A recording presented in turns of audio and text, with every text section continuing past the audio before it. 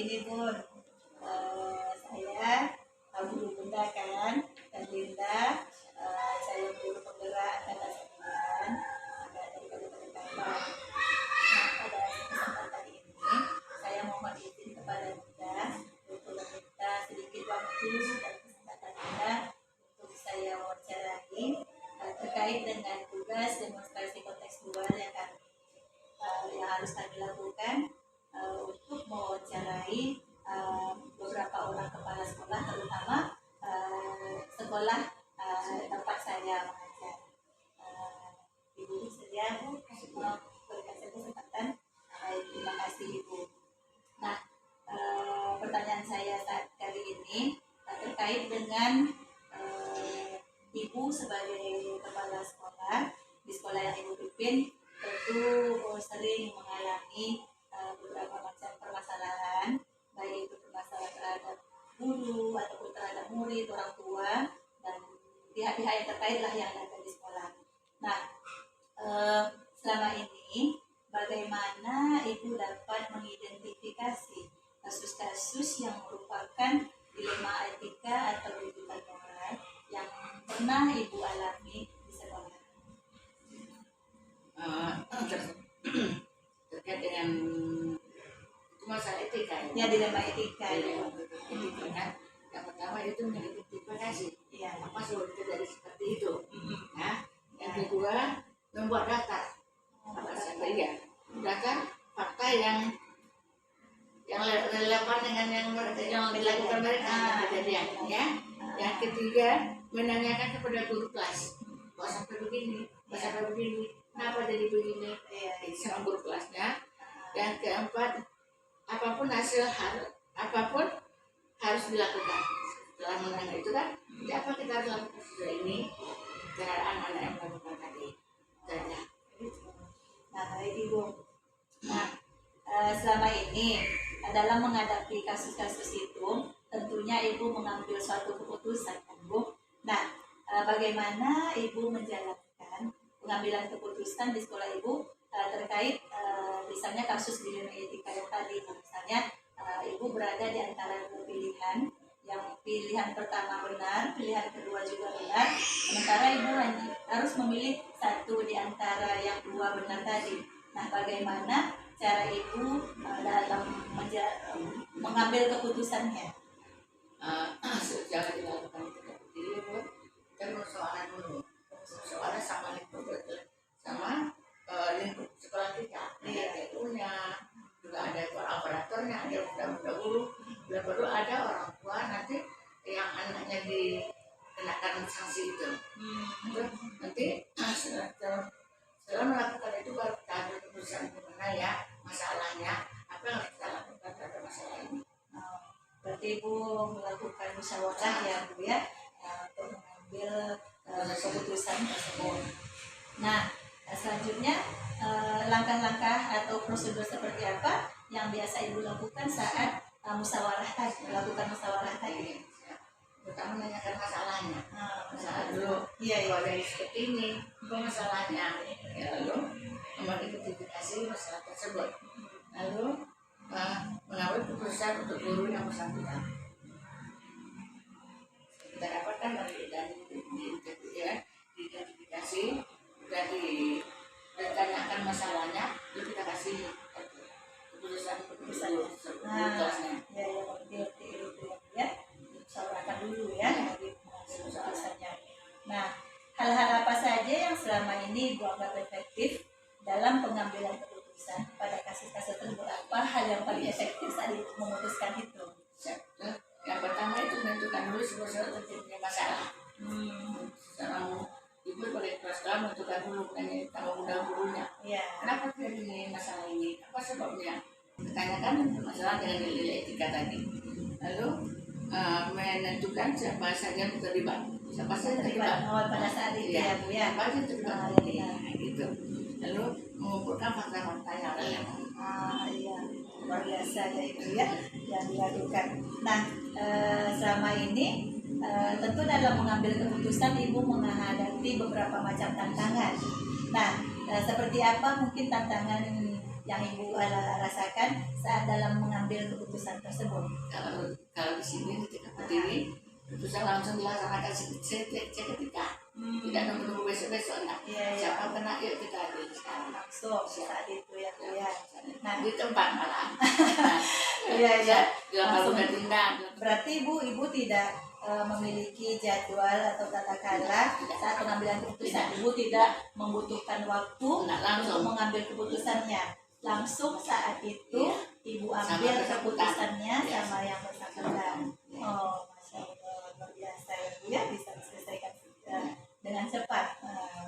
Nah, selain itu, adakah seseorang atau faktor-faktor apa yang selama ini mempermudah atau membantu Ibu dalam pengambilan keputusan? Misalnya mungkin saat mengambil keputusan, apakah Ibu meminta saran dari pihak terkait atau bagaimana? Apakah ada pihak-pihak terkait yang membantu Ibu dalam mengambil keputusan? Yang pertama kan kita kan namanya di sekolah guru juga punya tenaga administrasinya, kita memanfaatkan dulu di sekolah kita. Tapi kita sebagai yayasan wajib membuka yayasan. Yayasannya juga di sekolah kita, dan mereka tahu juga. Jadi nanti jangan biasa mendengar dari orang lain, Bu, mana ada anak berantem sini Bu, kan malu kita. Berarti Ibu pihak tempat tentunya saat terjadi permasalahan karena sekolah kita sekolah swasta yang memiliki yayasan, berarti Ibu membicarakan dulu dengan guru juga. Oh, berarti semuanya Ibu libatkan ya Bu ya, yayasan, guru, apapun yang terkait dengan permasalahan tersebut. Masya Allah, luar biasa ya Bu ya. Nah, ini yang terakhir Bu, dari semua hal yang telah Ibu sampaikan, pembelajaran apa yang dapat Ibu petik dari pengalaman Ibu mengambil keputusan terhadap dilema etika tadi? Dalam memberikan dilema etika di sekolah-sekolah yang rendah, yang pertama itu seorang pendidik wajib hukumnya menjalankan kondisi memberi contoh, etika yang mereka besar di kita. Contoh seperti yang sudah mudah-mudah pelajari juga, kalau ketemu dengan orang lain salaman, mengucapkan salam. Yang kedua, di dalam kelas harus ada kesepakatan bersama. Pimpinan kelas itu ya Bu ya. Benar bersamanya. Sebelum makan anak bunda harus cuci tangan. Sudah makan harus rapikan lagi. Kan itu harus kesepakatan kelas. Benar ya. Yang ketiga, guru wajib mengulang kembali kesepakatan yang mereka buat. Bakal tuh. Diamin aja. Tidak tahu ada anak. Nah, yang terakhir, guru memancing agar anak melaksanakan pesan-pesan tersebut untuk menentukan etika mereka. Ya, terima kasih. Baik Ibu, luar biasa ya Ibu ya. Ini juga saya rasakan di sini sebagai mungkin guru yang betul-betul saya merasakan Ibu sebagai kepala sekolah memang betul-betul luar biasa dalam memimpin sekolah kita ini. Dan dalam menghadapi keputusan pun Ibu sangat bijaksana dalam pengambilan keputusan. Nah, seperti yang Ibu sampaikan, tentunya kita sebagai seorang guru wajib menanamkan hal-hal yang baik terhadap murid kita. Mudah-mudahan sebagai kami semua guru bisa menjadi contoh dan teladan yang baik buat murid-murid kita. Semoga Ibu, terima kasih atas kesempatan yang Ibu berikan. Semoga Ibu sehat selalu ya Bu ya. Semoga sekolah kita tetap menjadi sekolah yang berprestasi luar biasa. Semoga semakin meningkat di tahun-tahun berikutnya. Terima kasih Ibu atas kesempatannya. Assalamualaikum warahmatullahi wabarakatuh.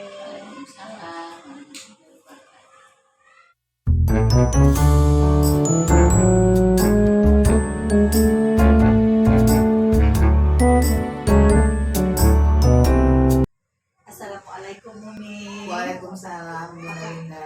Apa kabar Umi? Alhamdulillah sehat. Alhamdulillah. Nah Umi izin, saya Erlinda, calon guru penggerak angkatan 9 dari DKP Kota Kabupaten Kampar. Nah saat ini saya ingin minta izin kepada Umi, meminta waktu dan kesempatannya untuk kami mengerjakan tugas demonstrasi kontekstual, yaitu mewawancarai mewawancarai kepala sekolah yang berada di sekitar lingkungan sekolah kami. Nah, apakah Umi bersedia untuk saya wawancarai? Siap. Alhamdulillah, terima kasih Umi.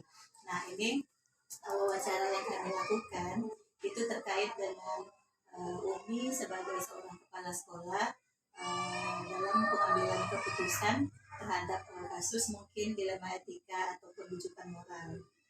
Nah, yang ingin saya tanyakan selama ini, bagaimana Umi dapat mengidentifikasi kasus-kasus yang merupakan dilema etika atau rujukan moral yang pernah Umi alami di TK yang Umi pimpin?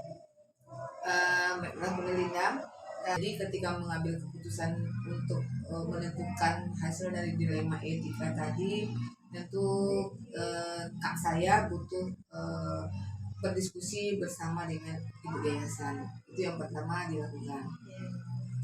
Nah, selanjutnya, selama ini bagaimana Umi menjalankan pengambilan keputusan di sekolah Umi, terutama untuk kasus-kasus kemungkinan di mana ada dua kepentingan yang sama-sama benar atau sama-sama mengandung nilai kebajikan. Istilahnya, bagaimana cara Umi dalam mengambil keputusan tersebut? Itu tadi yang pertama, kalau kita mengambil keputusan itu kita harus melihat dulu masalah yang penting. Di antara yang penting itu ada yang paling penting. Kemudian ada beberapa yang harus kita pertimbangkan juga, perasaan dari guru-guru lain. Kemudian saya di sini kalau mengambil keputusan, pertama saya lakukan tadi seperti tadi, berdiskusi dulu bersama dengan ibu yayasan.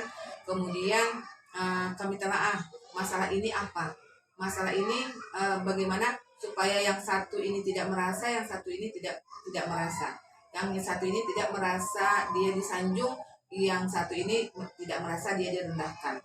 Jadi itu yang harus dipertimbangkan. Jadi kedua-dua, karena kalau kita ngambil keputusan tentu ada dua belah pihak yang ada masalah. Jadi yang satu tidak merasa tersanjung, yang satu tidak merasa tertekan. Itu harus yang dipertimbangkan pertama sekali. Ya, baik. Nah, seperti yang Umi sampaikan tadi, di antara dua pihak tadi, yang pertama istilahnya memang keputusan yang Umi ambil nanti tidak merugikan kedua belah pihak ya Umi ya. Nah, baik. Nah, selanjutnya langkah-langkah atau prosedur seperti apa yang biasa Umi lakukan selama ini? Yang pertama tentu kita melihat dulu permasalahannya apa. Permasalahannya yang karena ini sekolah, yang pertama kita keputusan yang harus kita ambil adalah manfaat untuk semua, terutama untuk anak didik. Ini kalau masalah ini diputuskan berarti kita korbankan anak. Kalau ini kita ambil keputusan ini, kita korbankan guru. Jadi bagaimana cara supaya sama-sama tidak ada korban. Jadi kedua permasalahan ini harus dilihat dulu untuk kepentingan bersama. Mana masalah ini yang hasilnya bermanfaat untuk banyak orang. Itu yang pertama dilakukan. Jadi baru kita ngambil setelah itu baru kita mengambil keputusan. Nah, ini kalau ini kita lakukan, ini bermanfaat untuk semua. Tapi yang ini jangan merasa tersinggung. Seperti itu kira-kira. Baik, berarti Umi seperti yang disampaikan tadi, Umi memperhatikan manfaatnya untuk semua. Apapun nanti keputusan yang Umi ambil, keputusan itu bermanfaat untuk semua, dan nanti pihak yang lainnya tidak akan merasa dirugikan ya Umi. Alhamdulillah. Nah, selama ini Umi, hal-hal apa saja yang merupakan tantangan dalam pengambilan keputusan terhadap kasus yang Umi hadapi itu? Apa tantangannya? Tantangannya jelas tentu tantangan dari guru-guru.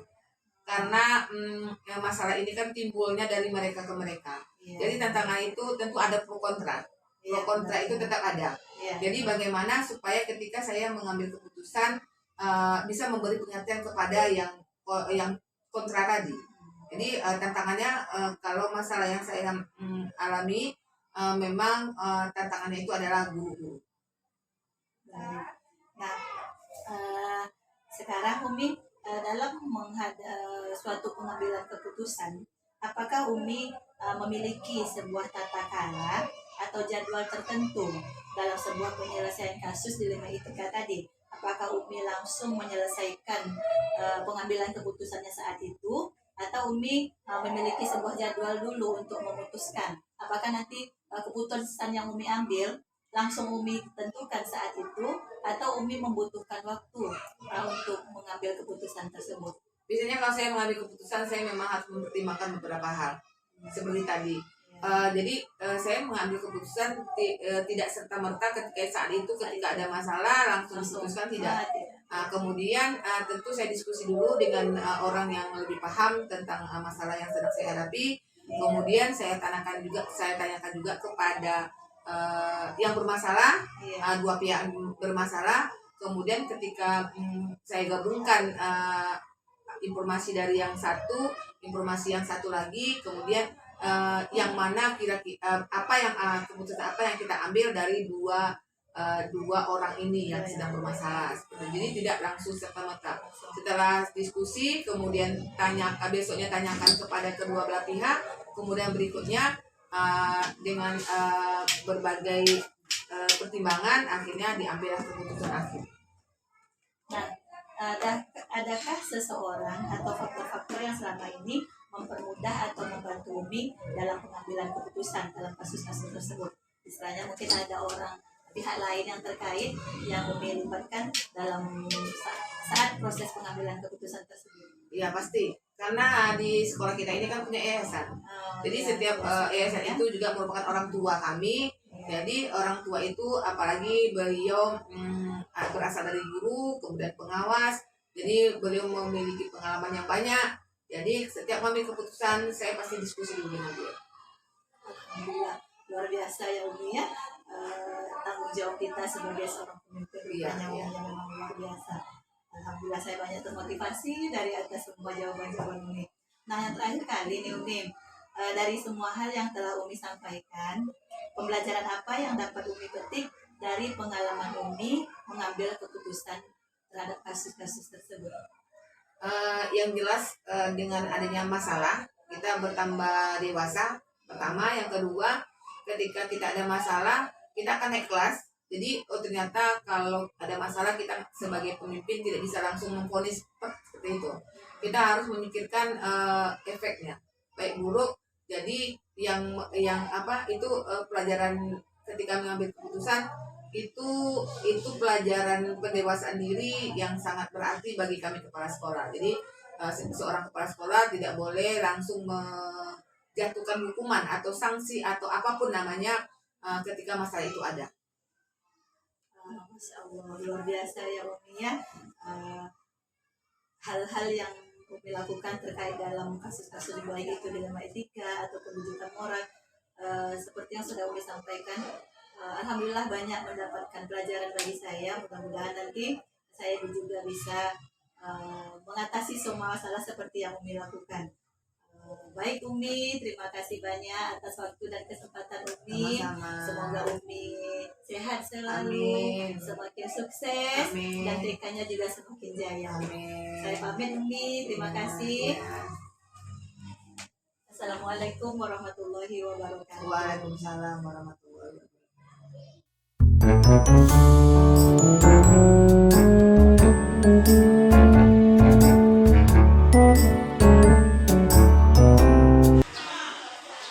Assalamualaikum Ibu. Waalaikumsalam, Linda. Apa kabarnya Ibu? Baik, insyaallah. Ibu, saya Linda, calon guru penggerak angkatan 9 dari TK Pertiwi Bangkinang Kota. Nah, dalam hal ini kami ada tugas demonstrasi kontekstual terkait mewawancarai kepala sekolah yang ada di sekitar sekolah kita. Ingin mewawancarai Ibu tentang hal pengambilan keputusan yang sesuai dengan nilai-nilai kebajikan universal. Apakah Ibu bersedia meluangkan waktunya sedikit untuk saya wawancarai Ibu? Insyaallah. Alhamdulillah. Nah begini Ibu, selama ini mungkin Ibu sebagai kepala sekolah sering mengalami mungkin beberapa permasalahan di sekolah.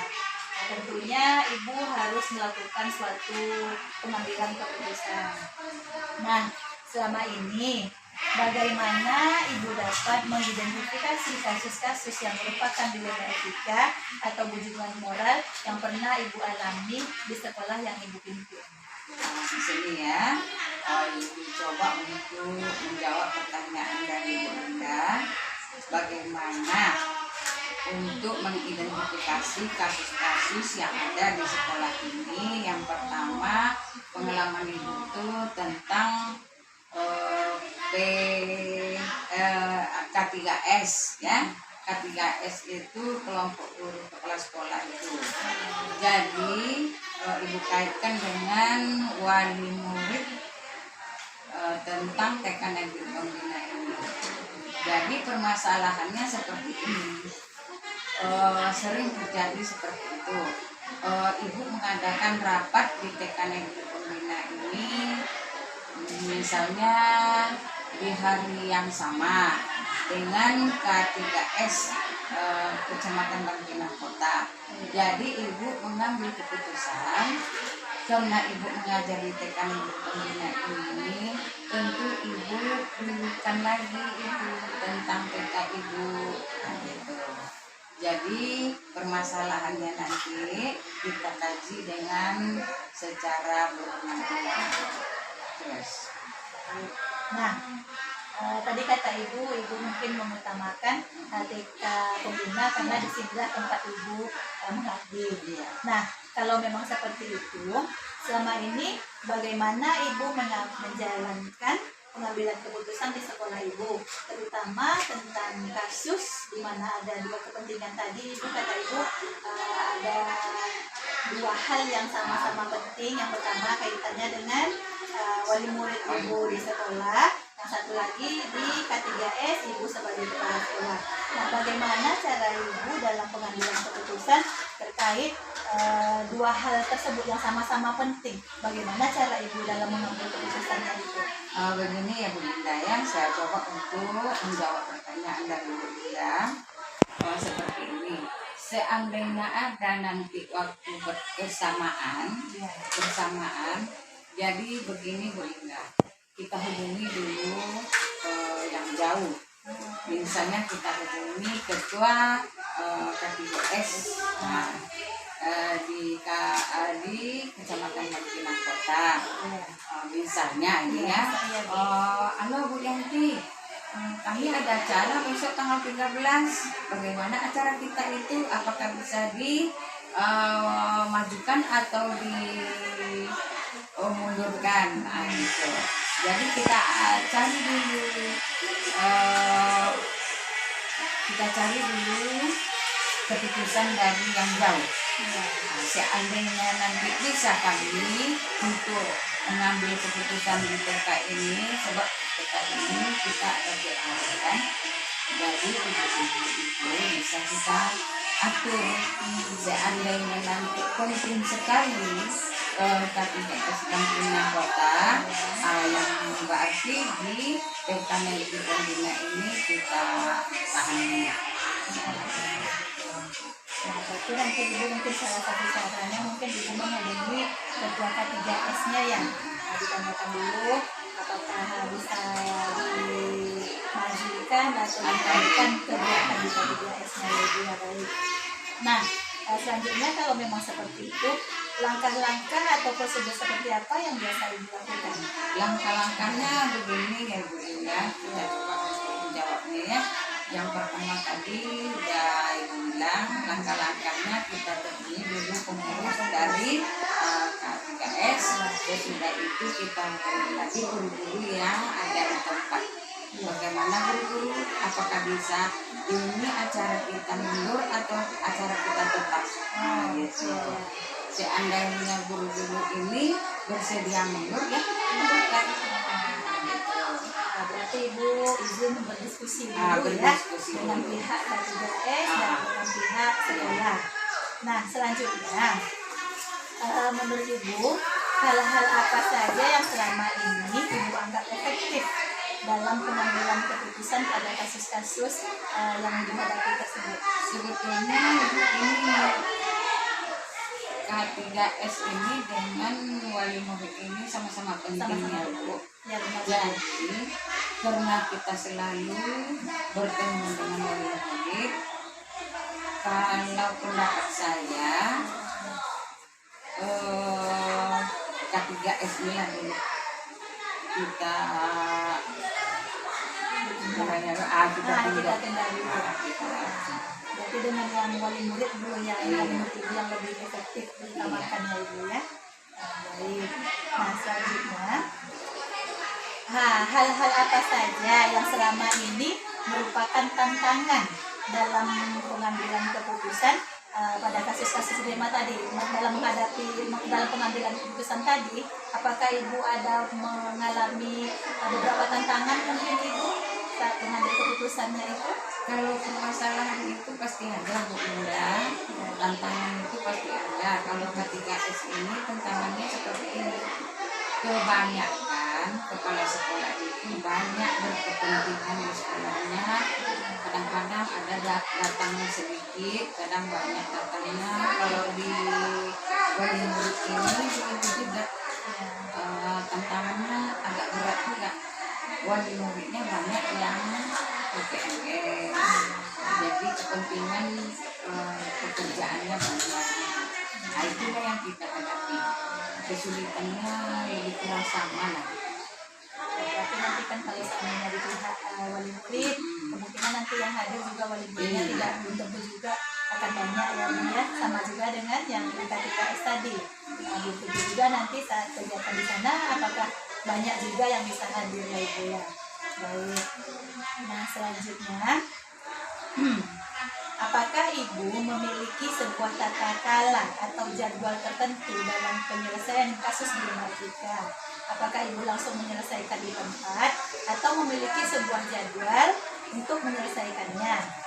Bentuk atau prosedur seperti apa yang dijalankan? Misalnya gini, dalam pengambilan keputusan di antara dua rapat tadi, apakah Ibu membutuhkan waktu untuk menyelesaikannya, untuk pengambilan keputusannya, atau Ibu langsung putuskan di saat itu juga? Iya, begini Bu, kalau permasalahan ini sebetulnya programnya sudah ada. Kalau program TK ini di sekolah ini sudah ada program tahunannya. Jadi kita mengadakan untuk rapat dengan wali murid itu misalnya semester 1. Semester 1 itu kita adakan tanggal berapa, bulan berapa, masalahnya apa, kan sudah ada itu program. Begitu juga dengan K3S mempunyai program. Jadi kalau pendapat saya ini masalahnya tidak berat kali, soalnya sudah ada programnya masing-masing. Nah, begini Ibu, tadi kan maksudnya begini, misalnya Ibu ada di hari yang sama, misalnya kan Ibu nanti harus rapat dengan wali murid, dan satu sisi Ibu rapat dengan K3S. Nanti kan pastinya Ibu nanti akan memilih salah satu yang misalnya kejadiannya nanti di hari yang sama, rapat dengan wali murid di hari itu, rapat dengan K3S juga di hari itu. Nah Ibu tentunya kan harus memutuskan salah satu. Nah saat memutuskan salah satu itu, apakah Ibu langsung saat itu memutuskannya, atau Ibu membutuhkan waktu untuk mengambil keputusan di antara yang dua tadi? Begini Bu, kalau program itu sudah ada masing-masingnya, tapi ada juga lagi yang bentrok. Iya, ada yang bentrok misalnya. Kita hargai dulu yang di sekolah kita. Oh, Gitu. jadi saat itu juga Ibu memutuskan, Ibu lebih mengutamakan yang di sekolah dulu ya Ibu ya. Padahal ini sudah ada ini programnya nih. Program tahunan tentang K3S ada, tentang sekolah ada. Jadi ini tak akan itu bentrok ini. Ada bentrok, tapi seandainya bentrok. Iya. Mungkin ada permasalahan yang lain, bentrok ya kan? Kita dulukan sekolah kita. Jadi, ya berarti Ibu bisa itu juga diputuskan, dan Ibu lebih memilih yang di sekolah. Baik. Nah, selanjutnya, adakah seseorang atau faktor-faktor yang selama ini mempermudah atau membantu Ibu dalam pengambilan keputusan terhadap kasus tadi? Misalnya dalam mengambil keputusan saat itu, Ibu apakah ada dibantu oleh seseorang atau mungkin guru-guru atau siapapun itu, apakah Ibu ada dibantu oleh faktor-faktor apapun itu yang mendukung Ibu dalam pengambilan keputusan tersebut? Sebetulnya begini Bun, kalau faktor yang selama ini mempermudah kita adalah pengurus. Nah, pengurus K3S itu harus bijak. Pengurus tentang sekolah kita itu kan ada tuh pengurusnya, ketuanya siapa, ibunya siapa, macam-macam lah. Jadi di situ kita ambil. Ada juga pihak-pihak yang terkait yang membantu Ibu dalam pengambilan keputusan, misalnya di sekolah mungkin Ibu dibantu oleh beberapa orang guru atau pengurus guru yang berkaitan nanti dengan apapun itu program yang akan dijalankan. Sama dengan juga K3S juga seperti itu. Kemudian berarti ada juga faktor pendukungnya berupa pengurus-pengurus ya. Iya. Nah baik Ibu, dari semua hal yang telah Ibu sampaikan, pembelajaran apa yang dapat Ibu petik dari pengalaman Ibu dalam mengambil keputusan terhadap kasus dilema etika yang tadi? Oh begini Bun, ini kan masalahnya masalah pengurus tadi ya, masalah tentang K3S dengan sekolah. Yang kami ambil di sini kedua-duanya lah. Tentang K3S itu banyak juga yang risiko pembelajarannya kan lain-lain, jumlahnya lain, masalahnya yang dipecahkan oleh ketua K3S itu beda-beda, sama dengan di sekolah. Kalau di sekolah rapat semester 1 itu lain pula isinya, nanti apa isinya, semester 2 apa permasalahannya beda-beda. Jadi kalau di sekolah itu terutamanya untuk pembelajaran itu paguyuban itu penting sekali. Berkumpulan orang tua murid, paguyuban itu ada paguyuban besarnya, ada paguyuban kecilnya. Kalau paguyuban besarnya internasional, misalnya se-Indonesia. Kalau paguyuban sekolah itu sekitar sekolah. Kalau paguyuban di kelas itu kita permasalahan di dalam kelas saja. Kalau paguyuban di K3S ini seluruh kepala sekolah yang ada di Kabupaten Kota. Alhamdulillah, rupanya banyak sekali ya Bu ya, pengalaman-pengalaman yang dapat kita ambil dari cara Ibu dalam pengambilan keputusan, baik itu terkait dilema etika atau keputusan moral. Nah, mudah-mudahan Ibu semakin sukses ya di sekolahnya. Mungkin hanya ini yang dapat saya tanyakan ke Ibu. Sebelumnya saya mengucapkan terima kasih banyak Ibu atas kesempatan yang Ibu berikan kepada saya untuk mewawancarai Ibu. Terima kasih Ibu atas waktu dan kesempatannya. Semoga Ibu sehat selalu. Semoga nanti sekolah yang Ibu pimpin semakin maju, semakin berprestasi. Begitu juga Bu Linda, nanti saya ambil Bu Linda dalam bertugas, hendaknya bisa sukses. Amin. Terima kasih banyak Ibu. Ya. Assalamualaikum Waalaikumsalam warahmatullahi wabarakatuh.